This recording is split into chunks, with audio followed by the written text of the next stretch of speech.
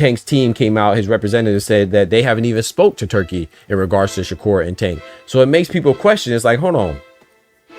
Is Turki just using Gervonta Tank Davis for clout and attention to sell this fight, to garner interest by using Tank as a vessel to build more intrigue for this fight for Williams Zepeda and Shakur Stevenson? I mean, that's possible.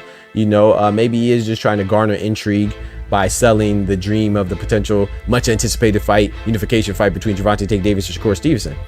Or what I think is more the case, I do think that Turki believes that the fight can happen. You know why? I don't think it's a big deal that he hasn't spoken with Gervonta Tank Davis's team. Who cares, right? Because people have proven that they'll do something strange for a little piece of change. You know what I'm talking about? Including holding hands, again, they thigh meat rubbed on, including the fact that we had obstacles between Beterbiev and Bivol. That fight happened. We had obstacles between Fury and Usyk. That fight happened. First undisputed championship fight at the heavyweight division in the quarter century, 25 years, right? So my point is saying this, that what fight have we seen not happen that Turki has wanted? I'll wait. I think the answer will be almost a fat zero. Not quite. There's a fight that we haven't seen, right? Turki wanted Virgil Ortiz and Bud Crawford to fight, right? But why didn't that happen? Because him and Bud are like this, right? And Bud wanted Canelo.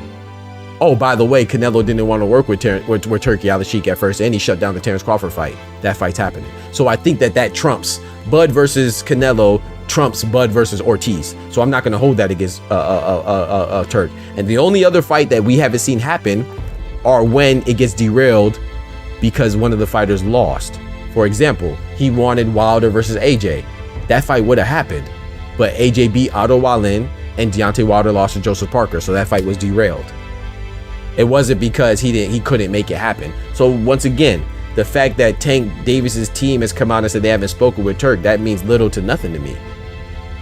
Because Oscar De La Hoya also said that he would never work with Turki. Remember when Turki was first coming out and Oscar was like, oh yeah, I'll be damned if I let some foreign promoter come in and take over boxing while on my watch. And now Oscar De La Hoya and Turki are like this.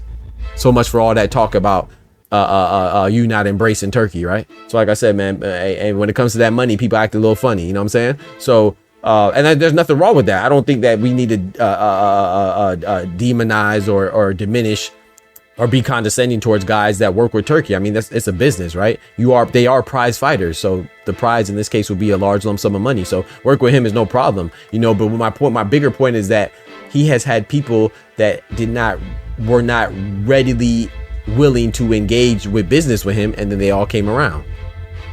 Because them greenbacks, you put some greenery in that scenery, and your scenery might change. You know what I'm talking about?